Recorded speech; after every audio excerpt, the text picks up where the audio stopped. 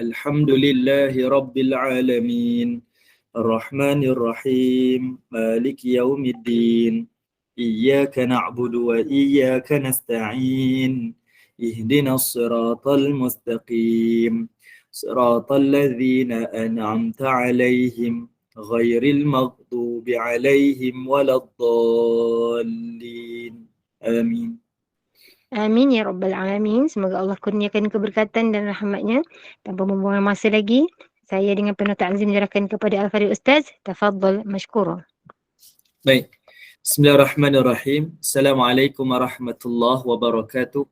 Alhamdulillahi rabbil alamin. Nahmaduhu wa nasta'inuhu wa nastaghfiruh. Wa na'udzu billahi min syururi anfusina wa min sayyiati a'malina. Man yahdihillahu fala mudilla lahu wa man yudlil fala hadiya lahu.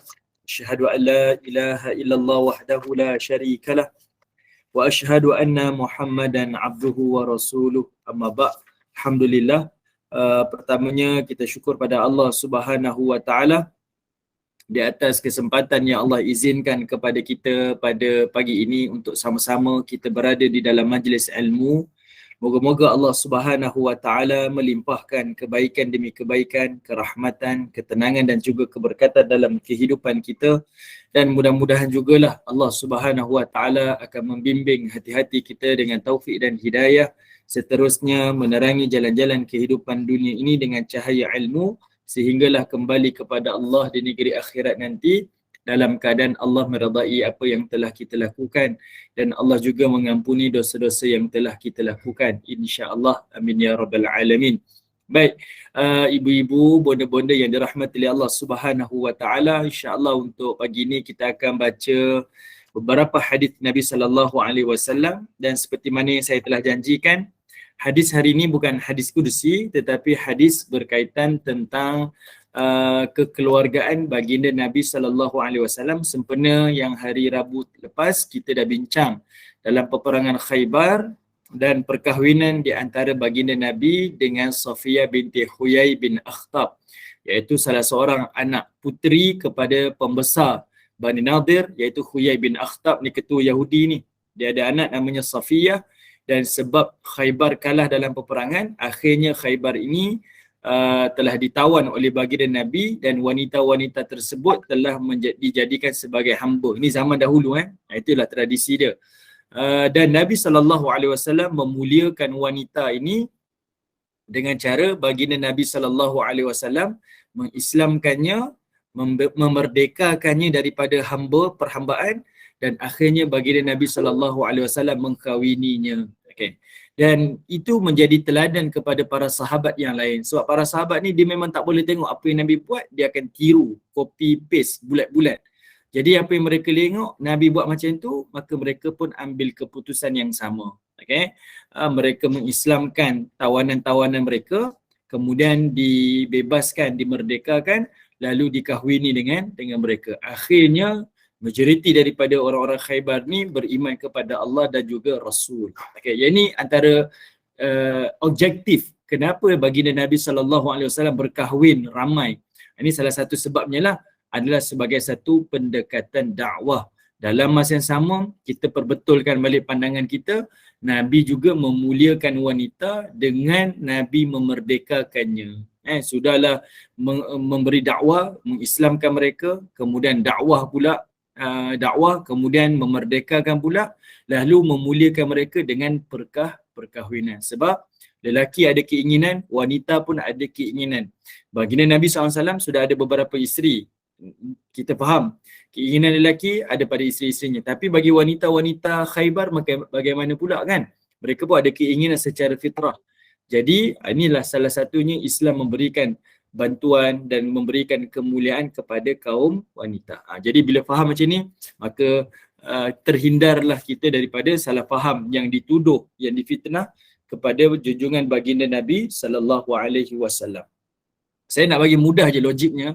Kalaulah yang Nabi buat ini salah, sudah tentulah Abu Sufyan ke, Abu Jahal ke, dan sekutu-sekutu yang bermusuh dengan Nabi SAW akan jadikan ini sebagai point untuk memberi imej buruk kepada baginda Nabi SAW. Betul tak? Yang bermusuh dengan Nabi akan kata, macam ni ke Rasul kamu berkahwin banyak, macam ni. Tapi satu pun tidak ada nas yang bercerita orang Mekah mengutuk baginda Nabi SAW ataupun orang Madinah mengutuk baginda Nabi SAW kerana berkahwin ramai. Tidak ada. Hanya satu riwayat yang saya pernah baca, iaitu tuduhan daripada Abdullah bin Ubay bin Salul. Yang ni kita dah bincang sebelum ni kan. Abdullah bin Ubay bin Salul bawa cerita iaitu di dalam perang Bani Mustalik yang berlakunya ada hadithul ifki, Aisyah difitnah oleh orang-orang munafik di Madinah tu.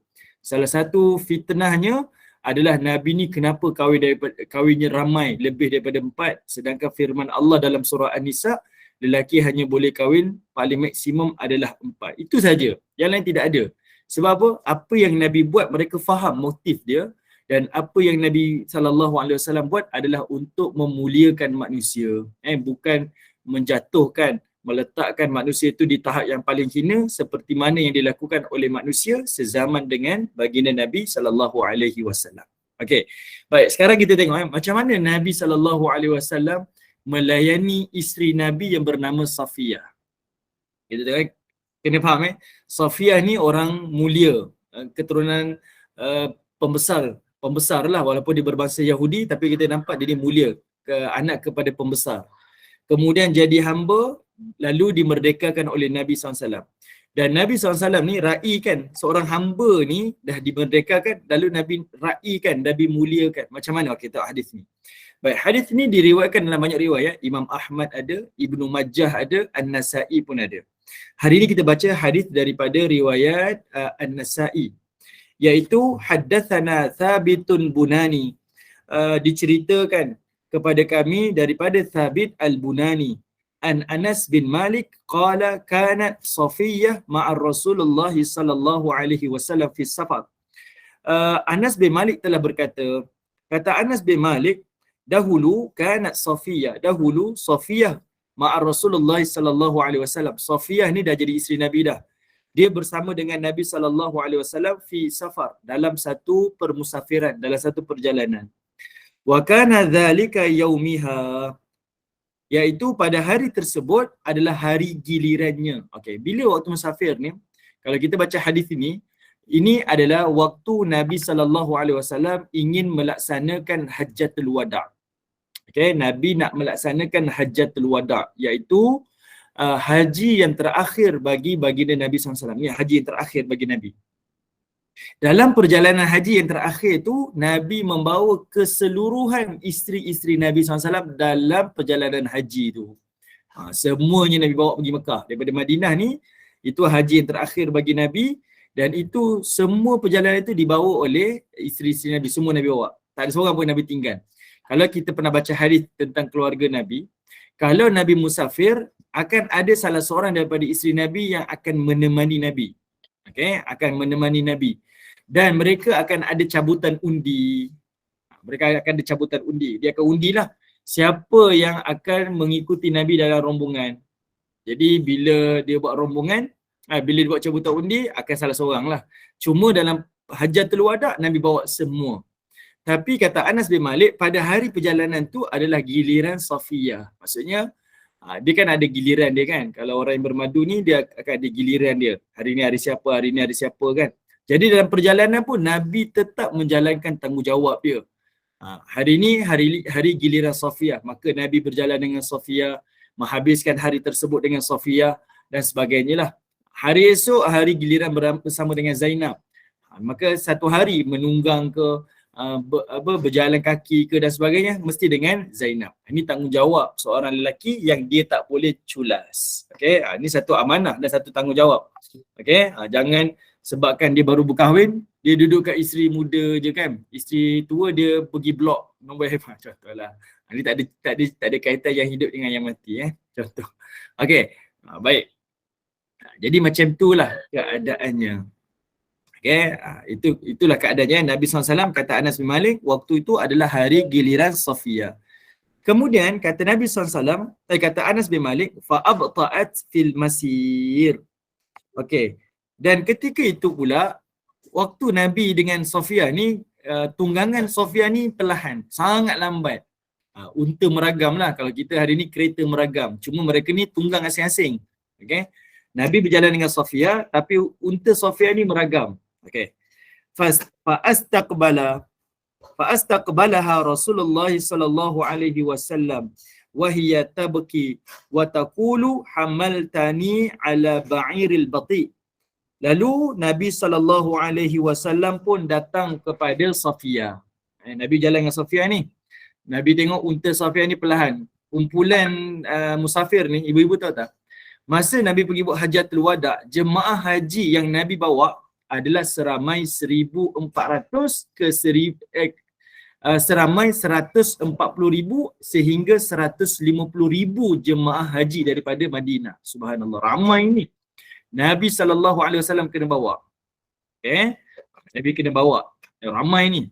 Jadinya dalam kumpulan ni, perjalanan tu ramai dah berjalan dah. Tapi Safiyah paling lambat sebab unta dia meragam. Jadinya, Nabi SAW bila tengok unta Safiyah ni perlahan, maka Nabi SAW pun pergi jumpa dengan Safiyah. Waktu jumpa dengan Safiyah, okay, waktu Nabi SAW pergi ke Safiyah, Safiyah ni sedang menangis. Ni watak lah. Kalau kita baca hadis ni, kita boleh kata ini kerenah. Kerenah rumah tangga ataupun kerenah para isteri lah. Dan kita tengok macam mana Nabi entertain. Bila Nabi sampai, Safiyah menangis. Okay. Lalu, kata Safiyah, kata dia, hamaltani ala ba'iril bati. Kata Safiyah kepada Nabi SAW, ya Rasulullah, awak ni telah bawa saya di atas unta yang paling perlahan, yang paling lambat. Dia mengeluh lah. Dia kata, apalah abang ni bagi saya kereta paling buruk sekali. Kenapalah abang ni? Tu memang watak wanita. Ni nak cerita, ni isteri Nabi ni. Ni isteri Nabi. Dia pun sebut benda yang sama. Okay. Bahkan menangis pula. Okay. Saya bukan sebut ni untuk ibu-ibu jadi dalil depan ni boleh lah nak dengan dia sikit, tak lah. Okay. Tapi normal lah, ni normal nak cerita normal. Dan para suami pun bila dibaca hadis-hadis macam ni, maka dia boleh dapat satu pengajaran daripada kehidupan keluarga baginda Nabi SAW. Walaupun Nabi ni hidup dan berkeluarga, tak semestinya keluarga Nabi sempurna. Tetapi menunjukkan kepada kita ada juga kerenah-kerenah yang sama dengan kehidupan seperti kita juga. Yang ini yang kita nak belajar daripada Nabi. Kalau sekadar kita tahu Nabi ada mukjizat, memang betul lah. Itu satu kehebatan Nabi lah yang Allah berikan sebagai tanda kerasulan. Tapi yang kita nak belajar sebagai sifat manusiawi, ini antaranya. Okay. Jadinya, Safiyah mengeluh, mengadu, bahkan menangis lagi. Ya Rasulullah, kau bagi aku ni unta perlahan sangat lah. Kereta saya ni meragam lah, rosak lah. Lalu, kata Anas bin Malik, faja'ala Rasulullah sallallahu alaihi wasallam yamsahu biyadaihi ainaiha. Ya Allah. Okey, tengok sebab okey betul. Bonda Nurini kata suka merungut. Okey, kita kena faham kenapa dia suka merungut. Bukan suka merungut lah. Safiyah ni sebab dia ni adalah anak pembesar. Mungkin latar belakang kehidupannya mudah dan senang kan. Jadi dia agak sedikit manja lah. Biasalah kan. Biasalah. Betul. Safiyah ni dia antara isteri yang cantik. Sebab itu dia menjadi kecemburuan pada isteri-isteri yang lain. Okay? Apatah lagi dia daripada bangsa lain. Orang lain, isteri yang lain semuanya adalah orang Arab dan orang Mekah. Nabi tak pernah kahwin dengan orang Madinah. Walaupun Nabi pindah ke Madinah. Okay, semua orang Mekah. Jadi mereka rasa kita sama. Tapi Safiyah special. Dia datang daripada Yahudi. Okay? Biasalah. Contohlah, saya minta maaf kalau lah isteri ni dia kahwin, suami kita kahwin 3 kan. Yang ini orang Perak, yang ini orang Selangor, biasa je. Tiba-tiba seorang ni orang Turki. Mungkin 2 orang isteri tu asyik, abang ni asyik Turki je. Contohlah kan. Jadi macam tu lah. Kita tak tahu, saya tak tahu saya mengandaikan je lah. Mungkin lah Safiyahnya mata biru, tak tahulah. Wallahu'alam. Contoh. Okay. Baik. Kemudian, jadinya Nabi SAW ni kata Anas bin Malik, bila Safiyah menangis dan dia mengeluh, merungut, cakap kenapalah naikkan saya kepada unta yang lambat sangat ni, kata Anas, faja'ala Rasulullah yamsahu biyadaihi ainaiha. Iaitu Nabi SAW datang bukan Nabi marah. Nabi tak marah, Nabi tak cakap pun, tengok orang dah bagi pun mengeluh. Kan selalu macam tu kan. Orang ni pun nak merungut, sikit-sikit menangis. Awak tu dah tua bangka tahu tak? Nangis je. Malulah sikit dengan jemaah saya ni, ramai tengok ni 150,000 orang ni untuk awak menangis ni. Abang dah lama tahu ya, contoh Tapi apa yang berlaku, kata Anas bin Malik ni, yang riwayatkan ni Anas, bukan Safiyah, bukan orang lain. Anas, maknanya orang lain tengok. Kata Anas bin Malik, Nabi SAW datang pergi kepada Safiyah, yamsahu biyadaihi ainaiha. Nabi tak cakap, bahkan Nabi lap dengan tangan dia pada mata Aisyah. Dia kesat air mata dia. Kesat air mata Aisyah, minta maaf. Kesat air mata Safiyah tu dengan tangan Nabi SAW. Okay, nampak tak? Maksudnya, baginda Nabi ni memujuk. Dia memujuk. Dia tak marah, dia tak herdik. Dia kata, awak ni leceh lah. Awak tahu tak, abang dia banyak tanggungjawab ni. Abang nak kejar flight lagi. Abang nak uruskan jemaahnya pasport lagi. Abang nak boarding pass. Ini cerita saya ni kan. Kan? Tak. Tak. Tapi sebenarnya apa yang Nabi buat, Nabi raikan. Sebab itu adalah sebahagian daripada fitrah seorang wanita. Fitrah. Jadi fahamlah konteks tu berlaku dalam rumah tangga Nabi SAW. Jadi Nabi SAW pun kesat air mata Aisyah, kesat air mata Safiyah. Selalu riwayat daripada Aisyah. Jadi bila sebut Safiyah ni dia jadi janggal sikit. Okey. Jadi dia pun kesat air mata Safiyah. Kesat air mata Safiyah. Dan disaksikan oleh Anas bin Malik sebagai perawi hadis ini. Okey, Anas bin Malik kata, maksudnya Nabi tak malu untuk menunjukkan sifat dia. Menunjukkan perbuatan Nabi itu di hadapan para sahabat. Dia kesat air mata. Bukanlah perbuatan yang mendatangkan fitnah, tapi adalah untuk satu teladan kepada para sahabat Nabi SAW. Nabi pun kesat. Dan Nabi pun laplah air mata, jangan nangislah. Nabi pujuk. Nabi tak marah. Bahkan, وَيُسْكِتُهَا فَأَبَتْ إِلَّا buka. Kemudian baginda Nabi SAW sudahlah sapu air mata Safiyah ni dengan kedua-dua tangannya. Kalau kita macam ni kan, contohlah kalau dah kahwin lama lah. Saya bayangkan macam ni. Kalau kita dah kahwin lama. Okey, sebelum tu, Bonda Nurini kata apa? Ramai isteri pernah Rasulullah tersalah panggil nama. Ada, ini ada satu riwayat lagi. Ada satu, Nabi tersalah panggil. Bahkan Nabi tersalah pegang tangan pun ada. Okey. Jadi memang bergaduh besar masa tu. Tapi ada satu, saya nak bayangkan macam ni. Kalau kita kahwin lama, dah kahwin lama lah, baya-baya ibu-ibu kan. Kalau kita menangis, macam mana suami kita? Kalau kita menangis. Mestilah suami kita, awak ni menangis je. Cengih betul lah, contohlah kan. Kalau orang Selatan kata apa, betul dia buat tak tahu kan. Ada yang kata paling okey sikit pun, dia bagi tisu, tisu lap sendirilah. Contoh. Awak ada tisu lap sendiri. Tak pun lap lah dengan baju sendiri kan. Ya Allah, sianya lah. Bayangkan. Tapi Nabi SAW ni, dia buat macam mana? Iaitu baginda Nabi SAW ni dikesat dengan tangan dia sendirilah. Itu standar yang Nabi berikan perhatian sepenuhnya. Lalu bukan sekadar Nabi lap, bahkan Nabi tenteramkan. Nabi tenteram, maksudnya Nabi pujuk. Sebab itu disebut dalam hadis ni, wa yuskituha, Nabi tenteramkan, Nabi pujuk dia. Nabi cakaplah perkataan-perkataan yang menenangkan hati isteri tu. Okey. Fa'abat illa buka, namun Safiyah tetap menangis. Biasalah. Dia nak perhatian kan. Tabung emosi tu tak diisi lagi. Jadi dia tetap lagi menangis. Waktu dia menangis tu, faghadaba Rasulullah sallallahu alaihi wasallam wa tarakaha. Apa Nabi buat? Iaitu Nabi, kata Aisyah, kata Anas, Nabi marah dan Nabi tinggalkan. Okey, Nabi marah dan Nabi tinggalkan sebab baris yang pertama tu menunjukkan Nabi dah meraikan dah. Nabi dah meraikan dan Nabi dah memberikan perhatian. Nabi dah selesaikan dah. Dia, bukan Nabi tinggalkan. Kamu pada pandai kamu lah. Ya, tak ada. Nabi dah uruskan. Cuma sebab dia teruskan menangis, seolah-olahnya dia tak memahami Nabi ada tanggungjawab yang lebih besar. Okey? Nabi ada tanggungjawab yang lebih besar. Sebab kalau dah psikologi lah, kalau kita terlalu manjakan pun macam anak-anak kita, terlalu manjakan pun merosakkan kan. Terlalu manja pun merosakkan. Jadi Nabi duduk di tengah-tengah lah. Okey? Memberikan perhatian, dalam masa yang sama ada ketegasan. Okey, kita ada had. Bukan kita berjalan sendiri, kita ada had. Okey? Jadi Nabi SAW dah pujuk, Nabi dah raikan, Nabi dah lap air mata, Nabi dah tenteramkan. Tapi dia memilih untuk terus menangis tanpa sebab. Maka Nabi SAW marah. Kenapa kamu dah buat macam ni? Abang ada tanggungjawab, abang ada amanah sebagai Rasul. Dan semua perjalanan haji, kalau kita baca hadis Nabi, perjalanan itu semua menjadi hukum. di dalam ibadah haji sampailah ke hari ni, sampai hari kiamat. Jadi kena faham tanggungjawab Nabi besar. Okay? Dan Nabi SAW terpaksa, Nabi tegas. Kalau macam ni awak nak terus menangis, awak minta maaf. Nabi marah dan Nabi tinggalkan. Okay.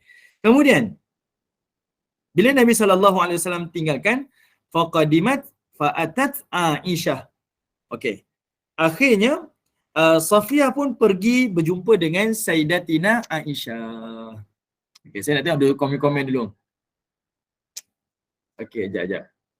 Saya tak ada sekejap Tone dah tak sama macam baru kahwin. Okay, sekejap.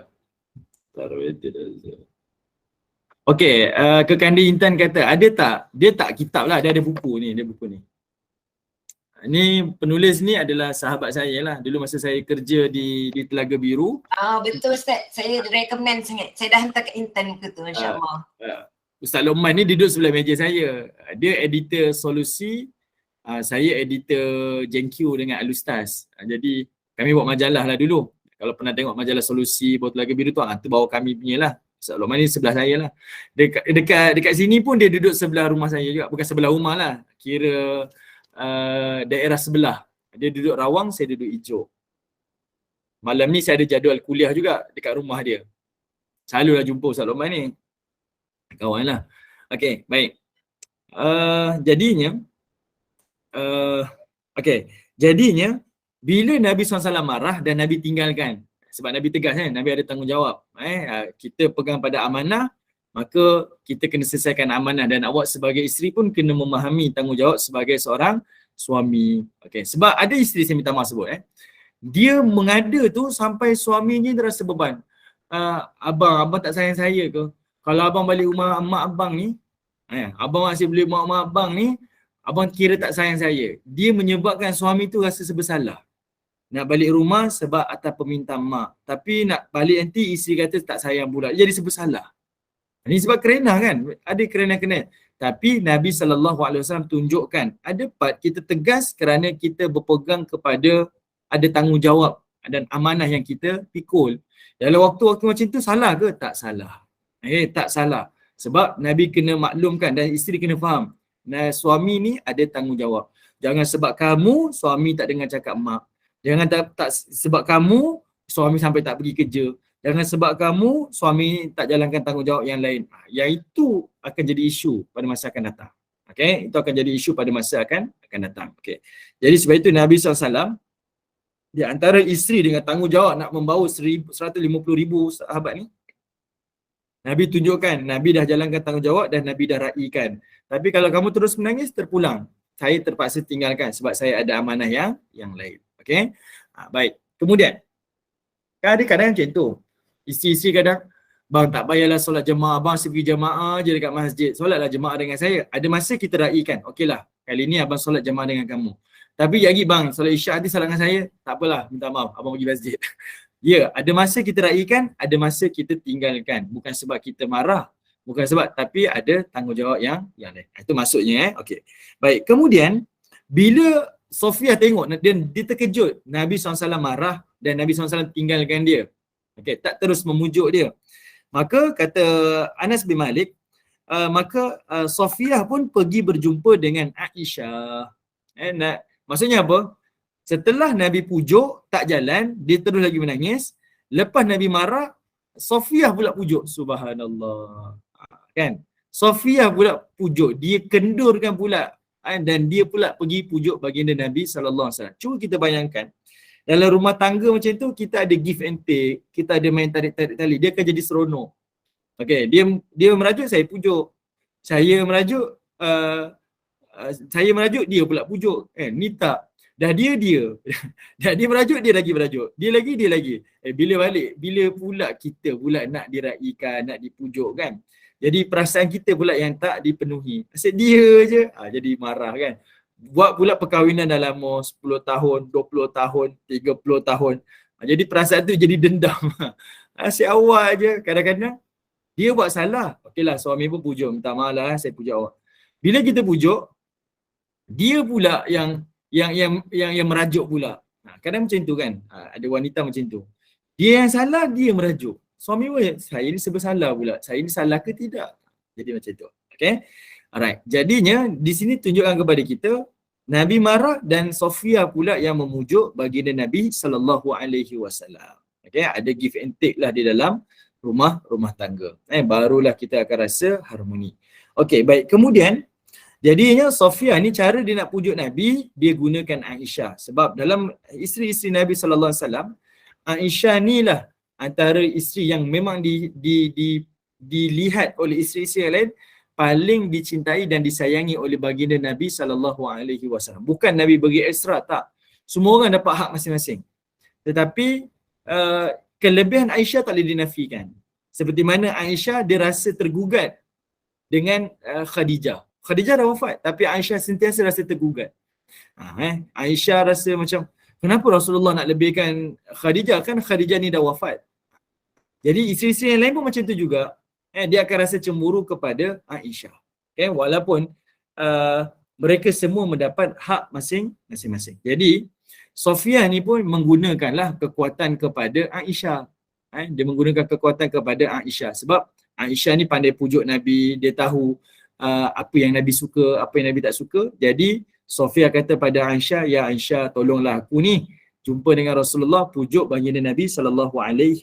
Okey, kemudian faqalat ya ummi hadha laki min Rasulullah sallallahu alaihi wasallam in anti ardaitihi anni, iaitu cadangan daripada Sofia. Apa Sofia kata?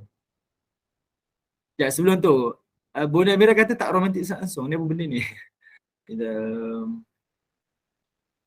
Okey, baik. Okey, kemudian Sofia pun kata pada Aisyah, kalau kamu pujuk Rasulullah bagi pihak dia, maka Sofia cadang apa?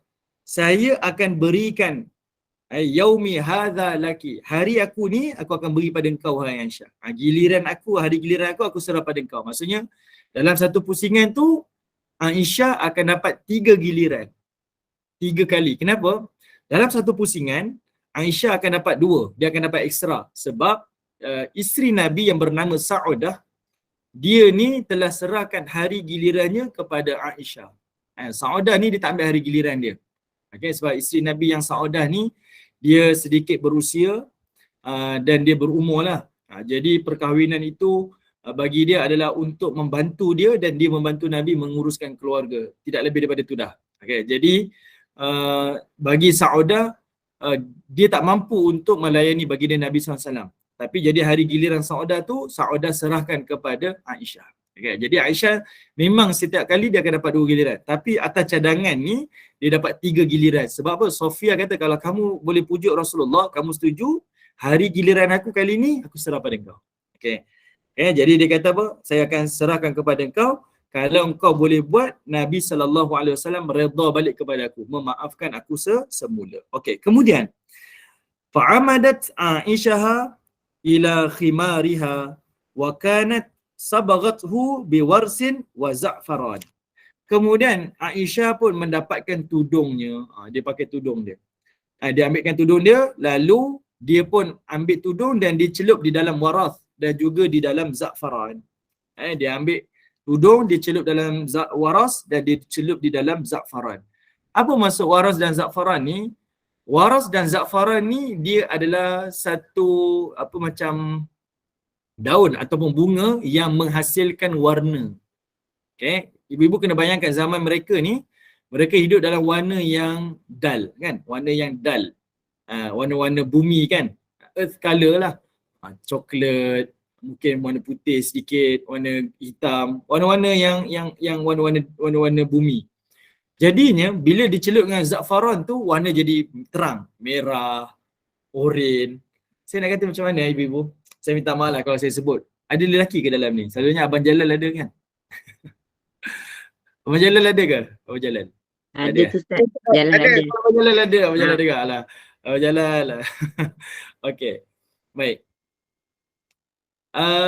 Maksudnya Aisyah ni dia ambil tudung dia dan dicelup dalam za'faran tu, kalau dalam bahasa hari ni lah, isteri tu dia nak perhatian suaminya, dia akan memakai pakaian yang indah-indah, pakaian yang tarik perhatian suami dia. Dia tahulah suami dia nak apa kan.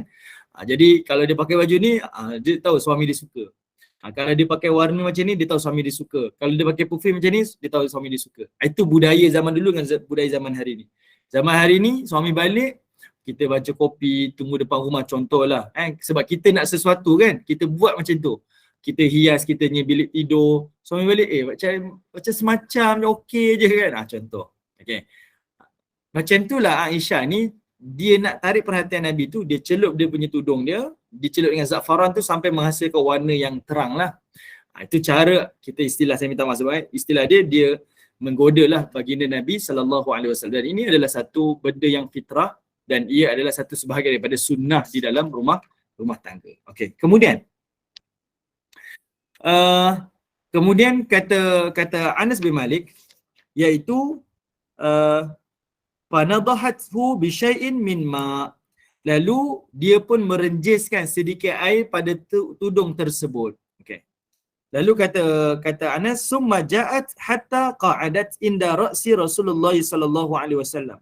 Kemudian Aisyah pun mendatangi baginda Nabi, sehinggalah Aisyah ni dia duduk di sisi kepala baginda Nabi sallallahu alaihi wasallam. Saya cuba bayangkan seolah-olahnya sama ada Aisyah ni duduk dan Nabi berbaring di atas riba Aisyah, ataupun Nabi tengah duduk, Aisyah ni duduk di tempat tinggi sikit, yang baginda Nabi ni kepalanya berada di sisi Aisyah. Okay, itu kita dapat bayangkanlah macam tu keadaan dia lah. Mungkin dia dibelai-belai lah suaminya kan, dibelai Rasulullah SAW. Sebab apa? Sebab dia ada niat lain. Saya kena pujuk Nabi ni supaya memaafkan Safiyah. Okay. Kemudian Nabi SAW bila tengok macam tu, maka kata Nabi SAW, faqala laha, kata Nabi SAW kepada Aisyah, malaki ni bukan laki kamu apa malaki ni, malak, kamu ni kenapa Aisyah? Macam tu Nabi tanya, kamu ni kenapa? Dia rasa macam saya sendiri baca hadis ni pun saya rasa tertawa sendirian lah, sebab kita boleh nampak Anas ni dia cerita detail tentang rumah tangga Nabi, sebab dia ni adalah sahabat yang duduk dalam rumah Nabi. Dan dia kenal watak ni seorang-seorang macam mana. Isteri Nabi macam mana perangainya, Nabi macam mana, dia kenal. Okay. Jadi bila benda tu adalah lain daripada yang lain, daripada hari-hari yang lain, Nabi tanya, malaki, kamu kenapa Aisyah? Duk pakai macam ni pula, kemudian buat macam ni pula kan. Kamu nak apa kan? Kamu kenapa? Faqalat, dzalika fadlullahi yu'tiyahu man yasha. Okey, kemudian Nabi SAW tahu perkara itu, minta maaf. Kemudian Aisyah pun berkata, inilah kelebihan Allah yang dia berikan kepada sesiapa yang dia kehendaki. Maksudnya Nabi SAW memang tertarik perhatian kepada Aisyah, dengan perbuatan Aisyah tu memang membuatkan Nabi gembira lah. Sebagai seorang suami, isterinya akan memenuhi kehendak dia, keinginan fitrah dia.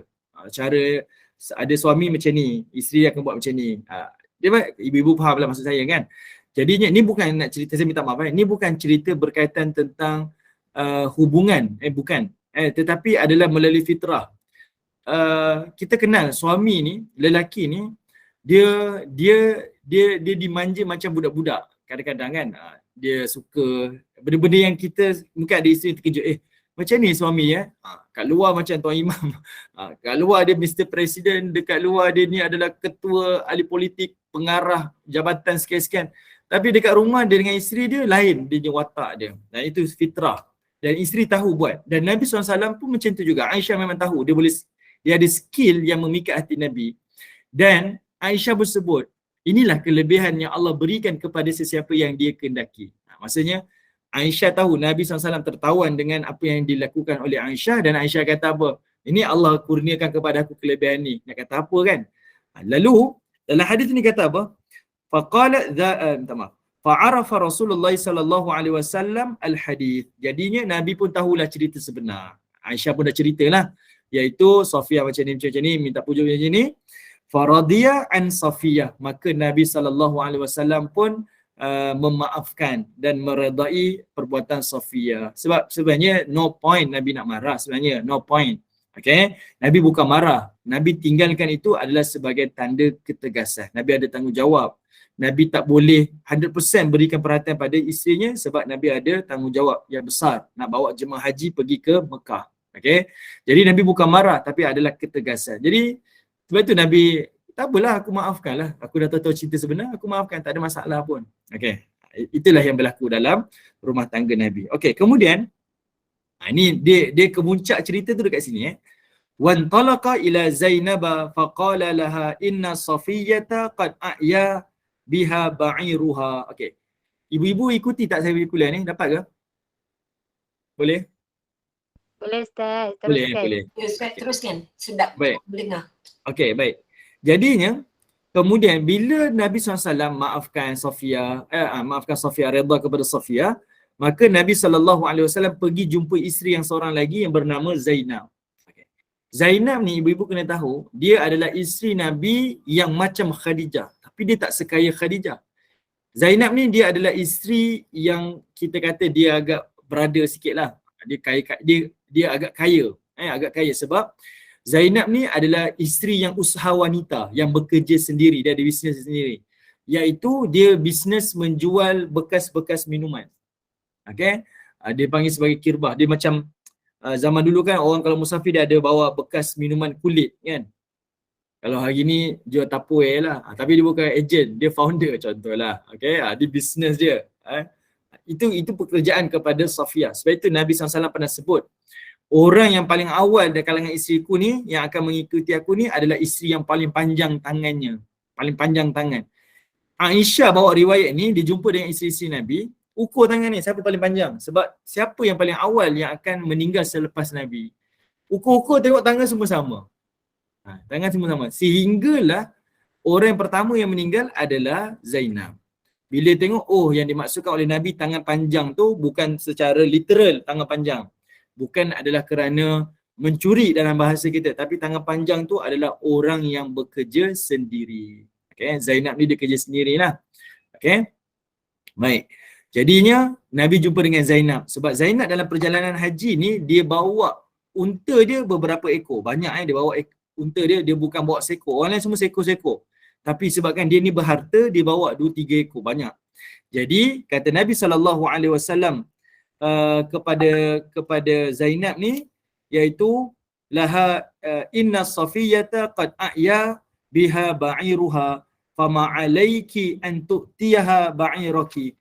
Kata Nabi SAW kepada Zainab ni, dia kata apa? Ya Zainab, Safiyah untanya menyusahkannya, untanya ada masalah. Boleh tak kalau awak berikan seekor unta kepadanya? Boleh tak awak berikan seekor unta ni kepada Safiyah? Ini bantulah, ni kan madu awak ni. Lalu qala Zainab pun menjawab, ata'madu ila ba'iri fatu'tiyahul yahudiyah. Subhanallah. Okey, apa kata Aisyah, apa kata Zainab? Zainab kata, adakah awak ya Rasulullah nak saya serahkan unta ni kepada perempuan Yahudi itu? Dia ni adalah perkataan cemburu lah. Kan? Abang nak saya bagi ni dekat dia. Macam itulah. Dia, abang tahu tak? Dia ni Nabi tahu sebab dalam keluarga Nabi, kalau ibu pernah ingat, saya pernah kuliah awal dulu, kuliah sirah kita. Dalam keluarga Nabi ni, isteri-isteri Nabi ni dia terpecah kepada 2 camp, 2 pasukan. Kan? Satu pasukan macam ni, satu pasukan macam ni, dan dia sentiasa tak ngam lah. Dia boleh duduk sama-sama tapi cemburu tu sentiasa ada di antara mereka. Mereka ni bersaing yang mendapat perhatian lebih daripada Nabi sallallahu alaihi wasallam. Macam itulah. Ini kerenah watak-watak keluarga Nabi SAW. Jadinya bila diminta pada Zainab, Zainab kata macam tu, abang nak saya bagi pada wanita Yahudi tu unta saya.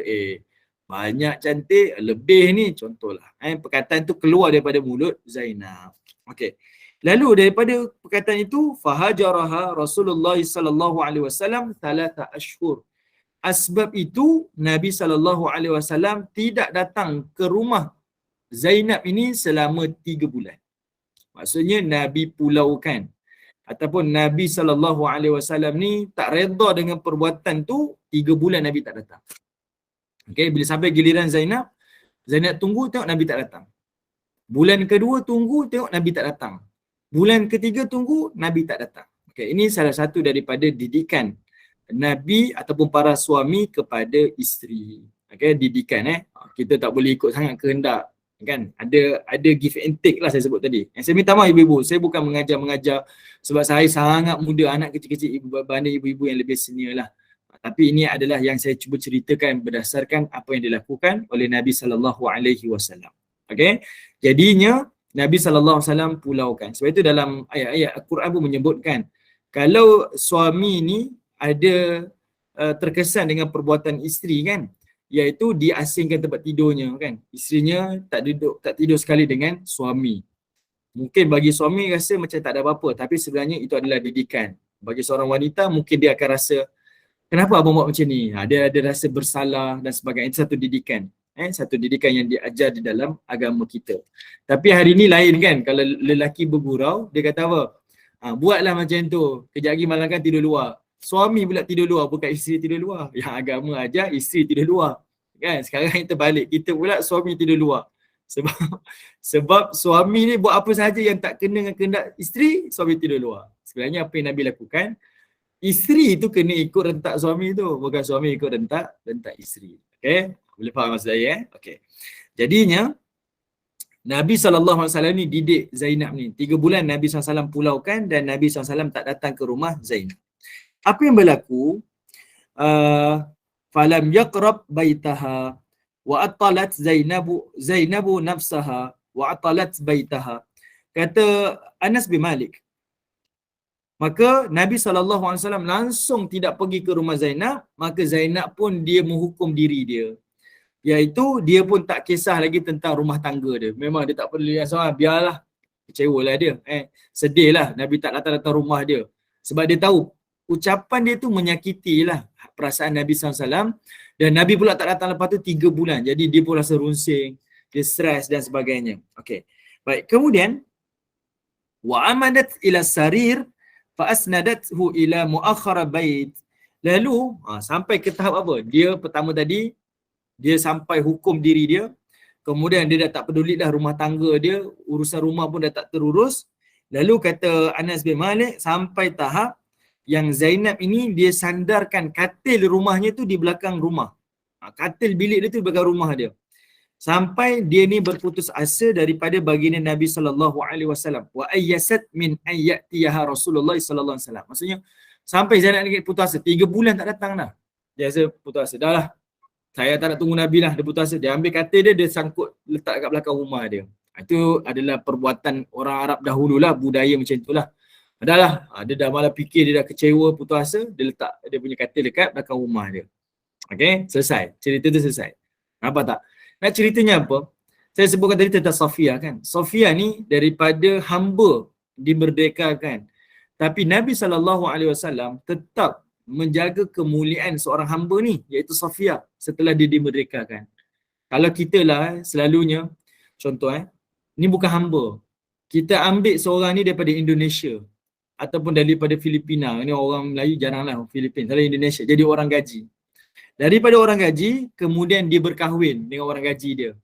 Sayang sangat, suka sangat, saya kahwinlah dengan awak, contohlah. Tuan dia kahwin dengan orang gaji tu. Ni bukan hamba ni orang merdeka, cuma dia kerja sebagai orang gaji je. Kita punya mulut ni macam mana mulut kita? Sampai bila-bila pun awak tetap orang gaji. Walaupun dia dah jadi isteri kepada tuan rumah. Betul tak? Dia akan tetap dikira sebagai orang gaji. Sudah tentulah perkataan itu menyakiti, kan? Abang nak saya boleh kawan dengan orang gaji. Sorry lah bang, minta maaf lah. Apa perasaan sebagai seorang orang gaji? Apa salahnya, kan? Tapi perasaan tu, yang tu Nabi SAW memang raikan. Okay? Nabi SAW tak nak Safiyah ni terasa hati dengan ucapan-ucapan seperti itu. Dan Nabi SAW pun dah tak membezakan dia ni hamba dengan orang merdeka. Sebab dia dah merdeka. Kenapa ada ucapan-ucapan seperti itu? Inilah cara baginda Nabi SAW memberikan penghormatan kepada wanita. Okay? Itu cara yang Nabi SAW. Dan yang Nabi buat kepada Zainab itu adalah satu pendidikan. Satu pendidikan supaya bukan sekadar Zainab je tak mengulangi. Bahkan isteri-isteri lain pun tolong jangan buat benda yang sama. Sebab 3 bulan adalah tempoh yang sangat panjang. Nak dapatkan satu giliran pun lama. Sekarang ni giliran tu adalah 3 bulan. Tak datang-datang. Saya minta maaf lah. Kalau ada kita yang berpoligami, dia mungkin faham. suaminya kahwin dua kan. Ada giliran di rumah kita, ada giliran di rumah madu. Hari suami tu keluar daripada rumah kita nak pergi rumah madu tu pun kita dah rasa sedih dah. Alah, bukan kata pagi tu, malam tu suami kat rumah kita pun kita dah rasa sedih sebab esok suami tak balik dah. Suami pergi rumah. Bayangkan sekarang 3 bulan suami tak balik. Dan dia tahu pula suami itu berada di rumah madu-madu yang lain. Macam mana perasaan? Dan itu pendidikan Nabi kepada Zainab dan kepada isteri-isteri lain. Tolong jangan buat benda tu. Okay? Sebab apa yang kamu buat ni adalah memberikan titik-titik perpecahan di dalam keluarga. Sebutan-sebutan tu menyakitkan. Okay? Sebab itu Nabi SAW hukum selama 3 bulan. Okay. Sehinggalah fabaina hiya dhata yaum idza biwajsi Rasulullah sallallahu alaihi wasallam. Lalu keadaannya sehinggalah Nabi sallallahu alaihi wasallam pada satu hari datang secara mengejut. Tiba-tiba Nabi datang. Selepas 3 bulan tu Nabi datang ke rumah Zainab. Okey, bagi Nabi cukuplah. Nabi bukan menyeksa, bukan ni, tapi adalah pendidikan kan. Kalau lebih daripada tu over lah. Kita menzalimi isteri. Jadi lepas 3 bulan Nabi datang secara mengejut. Dan bila Nabi SAW datang secara mengejut, maka dalam riwayat kata apa? Qad dakhalal baita fawada'a as-sarir mawdi'ah. Iaitu Nabi SAW terus masuk ke dalam rumah Zainab. Ya, maksudnya bila Nabi SAW masuk ke dalam rumah Zainab, menunjukkan baginda Nabi ni redha dan telah memaafkan. Kan kita boleh nampak kan, kalau tetamu datang rumah kita, dia tak nak masuk, duduk luar je. Dengan dia punya riak wajah dia, body language kita tahu dia tak selesa. Apatah lagi tetamu pula, kalau kita kata jom masuk, dia pun masuk. Ni Nabi SAW, ni rumah dia. Sebab Zainab ni isteri dia kan. Dia balik dan dia masuk. Itu tandanya Nabi SAW memang memaafkan Zainab. Okay.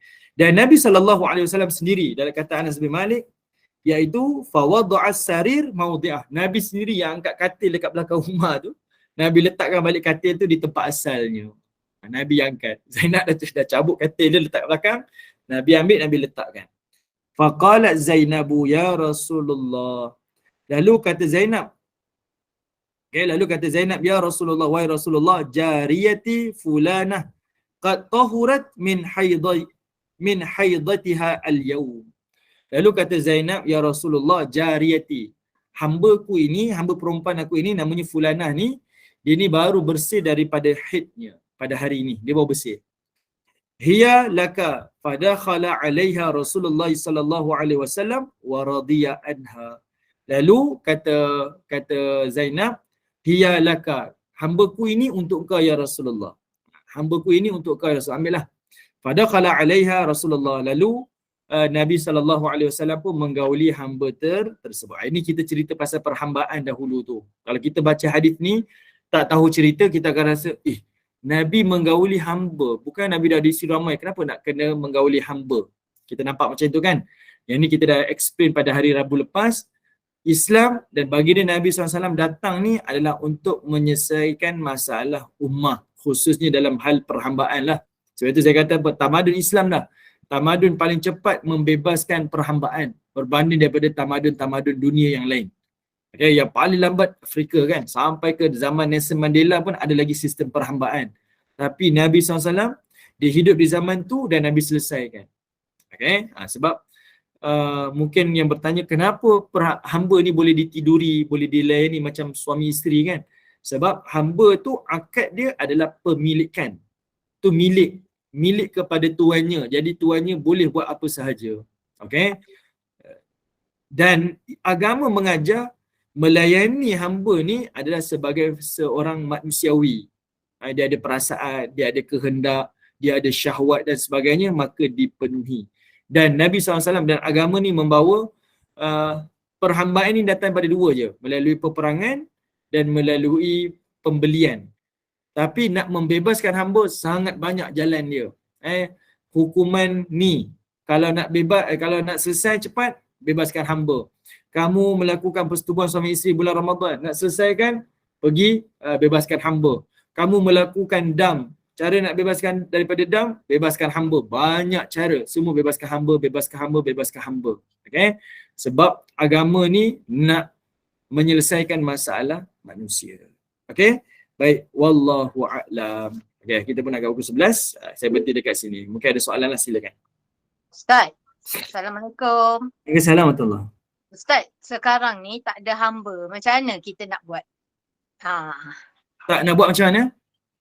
Contohlah kita batal puasa, lepas tu kita apa-apa melakukan kesalahan, Ustaz kata nak tebus kesalahan tu bebaskan hamba, betul tak? Betul, betul. Okey. Tapi zaman sekarang ni Tak ada hamba. mana ada hamba? Betul. Okey. Terima kasih Ustaz. Sama-sama. Terima kasih Bonda Suria. Okey. Baik, zaman sekarang ni tak ada hamba. Okey, tapi hukum tetap hukum. Nabi SAW dah sebut dalam hadis-hadis Nabi, Quran pun telah menyebutkan salah satu daripada kita nak tebus kesalahan yang kita lakukan adalah bebaskan hamba. Zaman hari ni tak ada hamba. Tapi kalau perhatikan dari sudut macam mana nak tebus kesalahan, antaranya yang pertama selalunya dibagi 3 pilihan. Pertama, bebaskan hamba. Yang kedua, contohlah lelaki kan berpuasa berturut-turut selama 2 bulan kan. Kemudian yang ketiga, memberi fidyah, memberi makan kepada orang fakir miskin contohlah. Dia mengikut turutan. Yang pertama kita tengok, saya tak mampu buat sebab sekarang tak ada hamba. Maka dia skip lah. Pilihan pertama skip. Pilihan kedua, yang ini saya boleh buat. Dia kena tunaikan. Kalau pilihan dua pun tak boleh buat sebab saya sakit, tak boleh puasa. Okey, tengok pilihan yang ketiga pula. Dia kena memberi makan kepada 6 fakir miskin, 10 fakir miskin. Sebab setiap kesalahan, dia ada setiap itu adanya tebus kesalahan. Semua dah disebutkan di dalam hukum dah. Kesalahan ini hukum macam ni. Kesalahan ini hukum dia macam ni. Okey, dia selalunya dia bukan satu kesalahan. Bukan satu cara tebus kesalahan. Selalunya dalam yang saya nampak dalam banyak hukum, selalunya diberikan 3 pilihan. Dan pilihan tu bukan kita main pilih tapi dia mengikut turutan. Tengok pilihan pertama, mampu tak? Tak mampu, pilihan kedua. Tak mampu, baru pilihan yang ketiga. Wallahu a'lam. Okey, baik. Kalau tak ada soalan, kita tutup kuliah. Ada lagi soalan? Silakan. Assalamualaikum Ustaz, gini maksudnya dah tak ada hamba dah kata kita sini ke orang susah gitu ya. Iyalah, Tapi betul. rumah sini pun batu belakang tu. Tak ada rumah kayu nak, maksudnya kita kira pendapat dia ada. Ya betul. Sebab zaman hari ni tak ada sistem perhambaan. Yang ada adalah fakir miskin. Bezanya hamba ni dia tak boleh buat apa-apa, dia terikat. Saya tak boleh bekerja, saya tak boleh dapat upah. Tuan saya milik saya, tuan saya lah yang menafkahi saya, beri makan, tempat tinggal, bla bla bla bla. Orang miskin, dia isunya dia boleh bekerja, dia boleh keluar, dia boleh buat apa saja yang dia nak buat. Cuma kenapa dia miskin? Sebab kemungkinan lah sama ada dia sendiri yang tak usaha ataupun dia berusaha tapi takdirnya Allah Ta'ala sempitkan sedikit rezekinya dalam kehidupan dan sebagainya. Tapi dia bebas, dia tak sama macam hamba. Hamba ni dia tak boleh, dia terikat. Dia tak boleh macam orang lain. Boleh keluar, boleh bekerja, boleh berkahwin. Hamba tak boleh buat. Fakir miskin tu, itu status dia. Kedudukan dia. Tapi dia boleh bekerja? Boleh. Boleh berkahwin? Boleh. Semua boleh. Cuma dari sudut rezeki dia sahaja. Jadi dia tak samalah dengan hamba. Ustaz, dan kalau nak bagi makan fakir miskin tu kena pastikan betul-betul fakir miskin Ustaz kan. Kalau tidak kita punya nazar tu macam kafarah tu tak terlangsai. Betul Ustaz? Okey, fakir miskin ni syarat dia tengoklah. Ada orang dia punya pendapatan bulanan dia tu ataupun harian dia tu tak cukup untuk makan harian dia. Okey. Saya mudah je macam ni. Bila kita tengok ada orang ni dia bekerja macam kita tahu dari sudut kehidupan kita dalam masyarakat, ada orang ni kerjanya duduk di yang paling rendah. Kan? Cleaner kan? Guard. Kita tahu dia sudut mata wang pendapatan dia tu tak memadai. Bagi saya lah, cukup itu dah menggambarkan dia sebagai fakir miskin. Okay, dia memerlukan.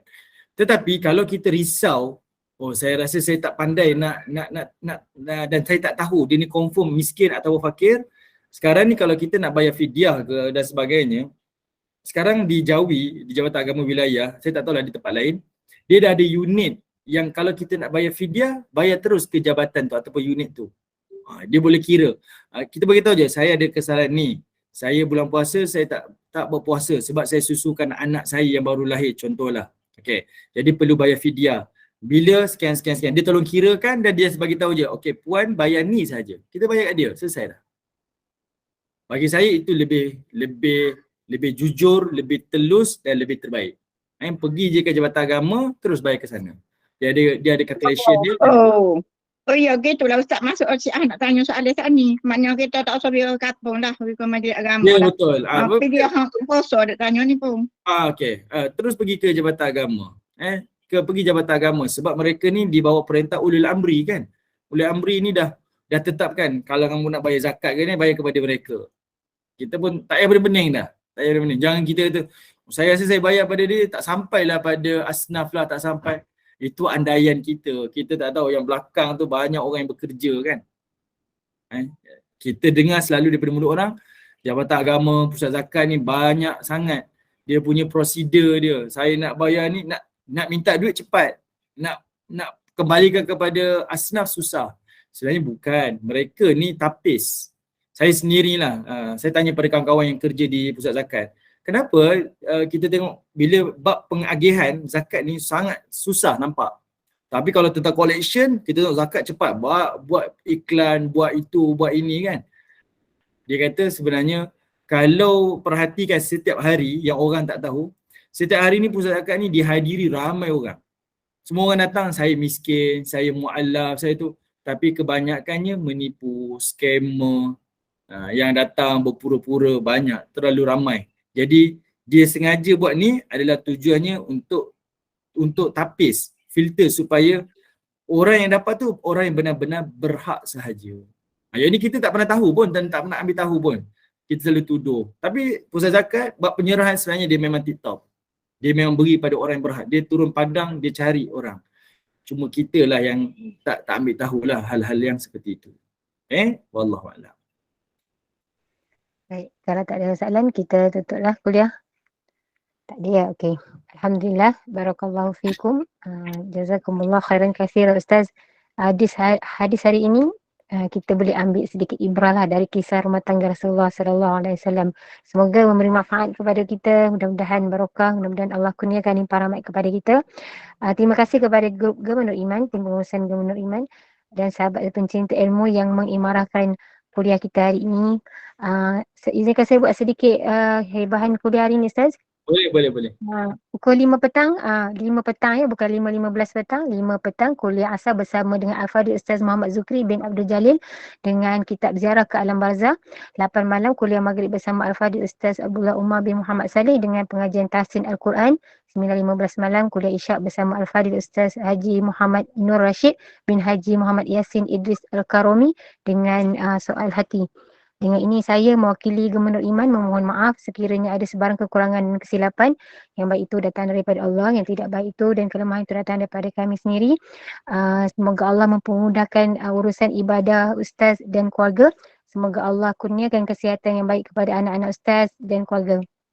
Selamat pergi dan selamat pulang Ustaz.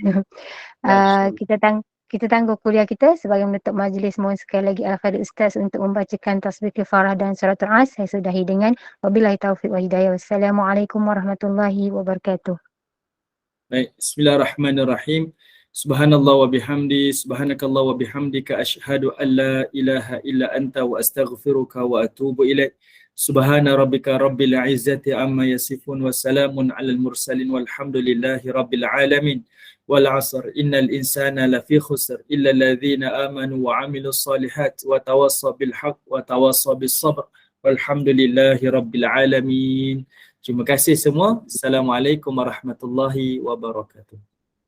Waalaikumsalam.